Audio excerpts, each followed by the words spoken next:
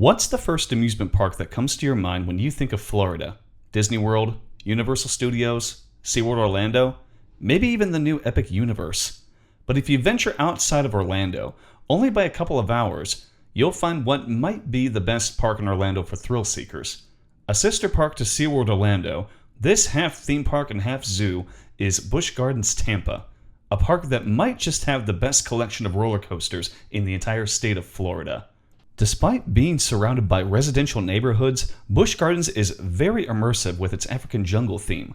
As soon as you walk into the park, you are surrounded by trees and can easily forget that you're in Central Florida. And while this immersive feel makes for a very inviting atmosphere, I will be honest, my first visit was not the best experience I've ever had at a theme park. Why? Well, let's break it down. Welcome to Ejector Airtime, and this is my review of Busch Gardens Tampa.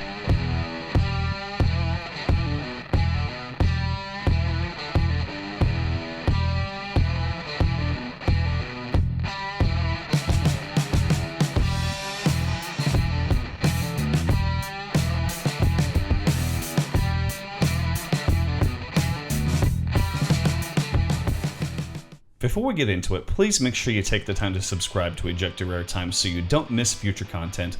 Also be sure to give this video a like, as that really helps against the YouTube algorithm.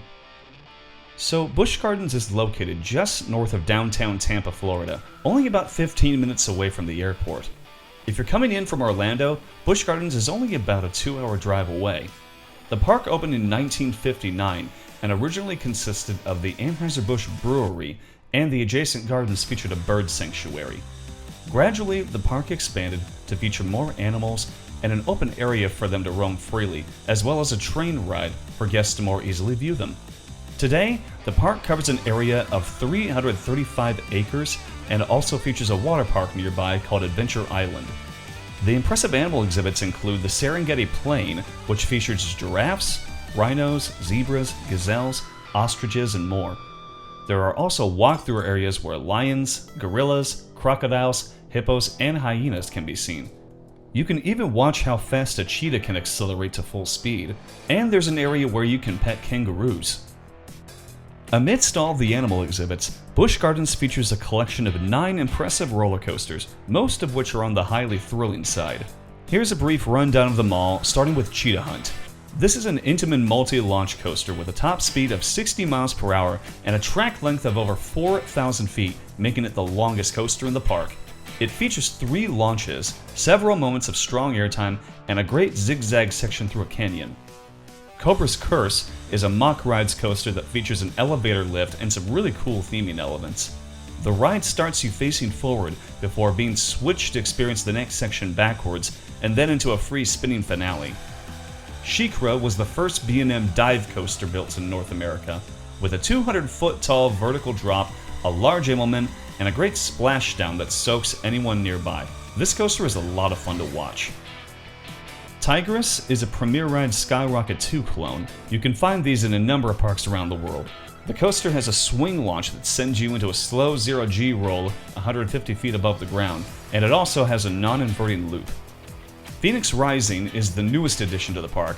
This B&M family inverted coaster has a number of great overbank twists and turns, and the lap bars offer the thrill of feeling like you're going to fly out of your seat. Air Grover is a fairly standard kids coaster that can be found in the Sesame Street section of the park. Kumba, the oldest operating coaster in the park, is a B&M looping coaster that's been an icon in this park since 1993. It features 7 inversions, including a massive loop encircling the lift hill, a 0G roll, and 2 interlocking corkscrews that are very photogenic. Montu is a B&M inverted coaster that opened in 1996. This is easily the best coaster of its kind, with 7 very intense inversions, some of which drop you into trenches. The Batwing and the second vertical loop will try to rip your face off. Finally, there's Iron Gwazi, an RMC hybrid that came out of the former dueling wooden coasters. This is the tallest, fastest, and steepest hybrid coaster at 206 feet with a drop of 91 degrees. Iron Gwazi is an airtime machine with a great number of intense transitions and inversions. I would share my personal rankings of all these coasters, however there is one I haven't gotten to ride yet. I'll talk about that later. In addition to the coaster lineup, there are several solid throw rides, including an S&S Screamin' Swing, a River Rapids ride, and an Intamin drop tower called Falcon's Fury, which rotates riders to face the ground during its 335-foot freefall. There's also a nice variety of live entertainment, including several that showcase some of the animals in the park. I highly recommend checking out the show Rhythm of Nature. This is a figure skating ballet type of show, and has been a highly rated piece of entertainment among parkgoers for many years. It's also a great way to escape the sweltering Florida humidity on hot days. On paper, Busch Gardens Tampa appears to be a very well-rounded theme park. However, there were more than a few things that I wish this park did better. The first thing I must address is the food options. Every time I visit a park, or even a new city for that matter, I always take the time to look for places that have vegetarian options. Busch Gardens did not have very many of these. We were intrigued to try Oasis Pizza, but unfortunately we couldn't get up to it. The entrance is up a large flight of stairs, and Anna was in a wheelchair with an injured foot on our visit.